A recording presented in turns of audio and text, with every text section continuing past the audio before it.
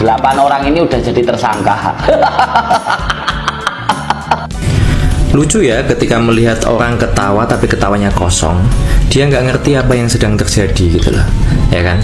Dia hanya bisa membela Pak Jokowi, hanya bisa ngefans sama Pak Jokowi, tapi nggak ngerti apa yang sedang terjadi gitu. Oke, saya kasih tahu ya. Ijazahnya Pak Jokowi itu kita nggak tahu palsu atau asli, karena disembunyikan, nggak berani ditunjukkan, ya kan? Tapi saya berani bilang bahwa skripsinya Pak Jokowi itu mencurigakan. Kenapa seperti itu? Kalian download aja skripsinya Pak Jokowi.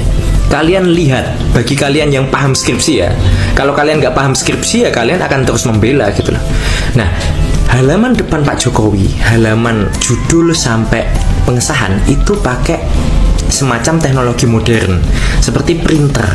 Tapi kalau isinya itu pakai mesin ketik, ini nggak sinkron. Aneh untuk sekelas skripsi yang depan sama isinya itu beda font, beda alat penulisan, beda alat pengetikan. Ini aneh. Nah, apa yang membuat saya berpikir seperti itu? Saya teliti di tahun 1985 di 3 benua berbeda, di 3 universitas berbeda. Ranking 1 dunia, MIT, Massachusetts Institute of Technology, dari benua Amerika ya. Itu 1985 murni mesin ketik dari depan sampai belakang. Lalu kemudian benua Eropa, dari Inggris, Oxford University, tahun 1985 tesis disertasinya dari awal sampai akhir pakai mesin ketik. Yang ketiga, benua ketiga, Australia ya, Melbourne University, tahun 1985 tesis dan disertasinya dari awal sampai akhir pakai mesin ketik. Nah, Pak Jokowi enggak. Tahun 1985 Pak Jokowi halaman depannya itu pakai semacam printer. Luar biasa. Artinya apa? Teknologi yang digunakan Pak Jokowi itu melampaui 3 benua yang lain. Benua Amerika, benua Eropa, benua Australia dikalahkan oleh Pak Jokowi. Aneh kan? MIT loh, Massachusetts Institute of Technology, itu belum pakai mesin printer, masih mesin ketik, tapi Pak Jokowi udah pakai semacam printer. Terlihat dari halaman depannya gitu loh. Aneh kan? Aneh, mencurigakan. Tapi hal ini hanya bisa dipahami oleh mereka yang pernah buat skripsi. Kalau kalian nggak pernah buat skripsi, ya kalian akan fans terus, kalian akan belain terus, kalian akan dukung terus, padahal kalian nggak tahu. Kosong. Makanya pakai kepala kalian kalau mau mendukung. Ini sangat mencurigakan sebenarnya. Kenapa bahas ijazah ini perlu? Karena apa? Lah ini UGM bos, UGM, universitas yang terkemuka di Indonesia. Kalau sampai benar-benar dia mengeluarkan ijazah palsu, maka kita mau percaya universitas mana lagi? Ini adalah skandal besar kalau benar-benar palsu. Sekali lagi saya nggak bisa mengatakan ini ijazahnya asli atau palsu karena Pak Jokowi nggak berani menunjukkan gitu loh. Tapi saya hanya berani bilang bahwa skripsinya Pak Jokowi itu mencurigakan, sangat mencurigakan. Perhatikan baik-baik dan simak videonya sampai selesai agar kita dapat pembelajaran hal yang sangat penting ini. Kepalsuan dan manipulasi akhirnya dibongkar pakar ini. Siapa yang bisa mengelak? Konon katanya ijazah Jokowi dibuat tahun 1945, tapi anehnya skripsi baru dibuat tahun 2018, kemudian diupload tahun 2019, lalu diedit pada tahun 2025 oleh akun yang berbeda. Pertanyaannya kenapa skripsi dibuat tahun 2018? Karena ada buku Jokowi Undercover pada tahun 2016 yang dibuat oleh Bambang Trimulyono. Kalian pasti paham kan? Ini arahnya kemana? Apakah UGM bisa bantah ahli forensik ini? ETD-nya repository UGM.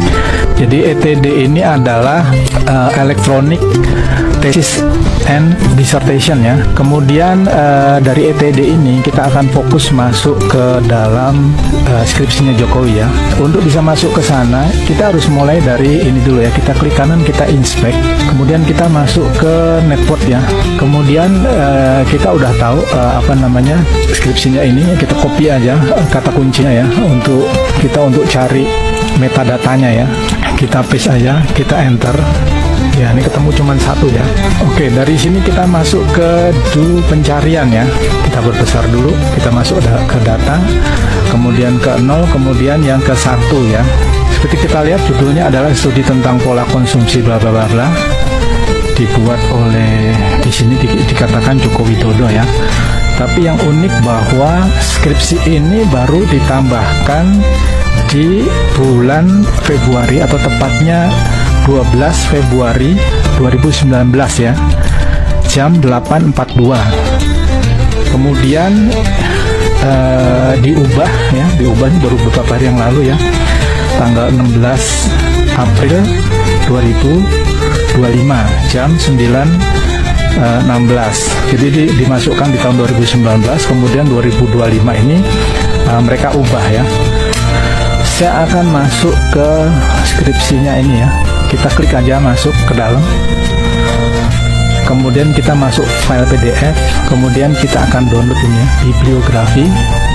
Oke, saya akan tunjukkan data forensiknya ya yang ada di PDF ini. Untuk tahu digital forensiknya, ini kita bisa lihat di properti aja ini. Kita klik properti. Nah, di sini akan kelihatan ini. Ternyata dibuatnya tahun 2018 bulan Februari tanggal 19 ya, jam 1:12 ke 15 PM.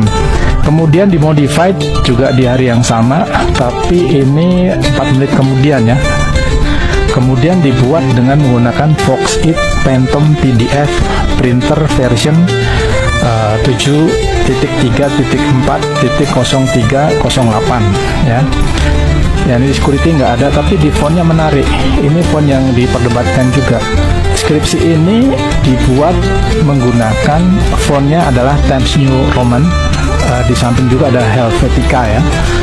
Selanjutnya kenapa di tahun 2018 dibuatnya? Konon ceritanya perseteruan ini terjadi setelah ada buku yang dibuat oleh seseorang dengan judul Jokowi Undercover.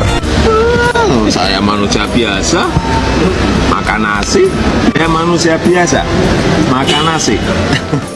Warna hitam ini di jasnya Pak Jokowi ya. Nah, di jasnya Pak Jokowi menghasilkan nilai R di sebelah kanan yang sangat rendah. Nah, itu persis banget seperti yang Pak Rismon jelaskan ya. Jadi memang diduga di sini adalah sesuatu yang tidak asli gitu, bukan asli dari fotonya. Karena saat kita bikin selection di bagian hitam tanda tangan itu ada sebenarnya. Nah, di sini. Nah, ini saya buat selection di dekat tanda tangannya. Itu nilai R-nya sebelah kanan ini itu di atas 30, di atas 20, sementara yang tadi itu di bawah 10. Jadi nilainya itu rendah ya untuk di jas hitamnya yang diduga ini Pak Jokowi gitu. Di sini kita melihat tidak ada konsistensi di dalam lintasan merah ini ya. Itu paling kiri itu punyanya Pak Pronojiwo, terus 1115 tuh. Ya. Terus yang tengah itu punyanya Sri Murti Ningsih 1117. Nah, terus yang paling kanan itu fotonya ijazah Pak Jokowi tetapi yang versi dari Bareskrim. Oke, 1120 ya. Oke, di sini dapat nilainya itu dari kehutanan yang punyanya Pronojiwo itu jaraknya 735 piksel. Terus dari Sri Murti Ningsih itu 743 piksel. Jadi di sini jaraknya itu kecil banget, sekitar 8 piksel aja. Tetapi punyanya Pak Jokowi itu 766 piksel. Jadi lebih dari 30 piksel. Jadi di sini bisa disebut ada satu letak yang berbeda gitu. Antara tulisan kehutanan di Pak Jokowi, Sri Murti Ningsih dan Pronojiwo. Berbeda punyanya Pak Jokowi dan keduanya. Jadi yang dua ini dekat, yang punya Pak Jokowi itu jauh. Kecewaan saya terhadap Bareskrim kenapa terlalu cepat ngomong ini identik gitu. Padahal kalau kita teliti lebih lanjut secara digital maupun secara kasat mata juga ada 1-2 perbedaan gitu.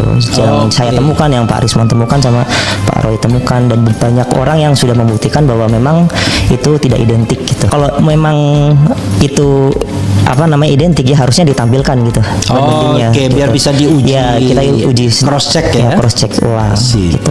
Begitu Pak Bareskrim ya, yang namanya ilmiah itu bisa diuji ulang. Perbandingan sederhana tentang ijazah sarjana Joko Widodo dan salah satu temannya yang mengaku satu angkatan di Fakultas Kehutanan dengan salah satu ijazah di tahun yang sama tapi berbeda fakultas. Let's talk about it. Yang paling sederhana, kita coba lihat materai tempel yang ada di ketiga ijazah. Ijazah Jokowi dan temannya menggunakan materai pecahan Rp100, sedangkan ijazah Fakultas MIPA menggunakan pecahan Rp500.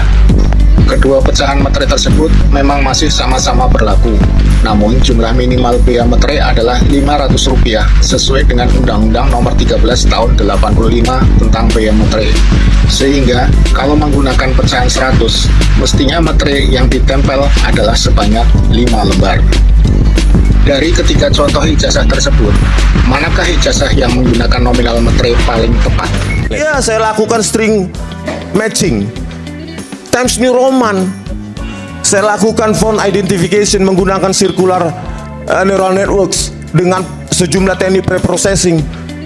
Benar, Times New Roman.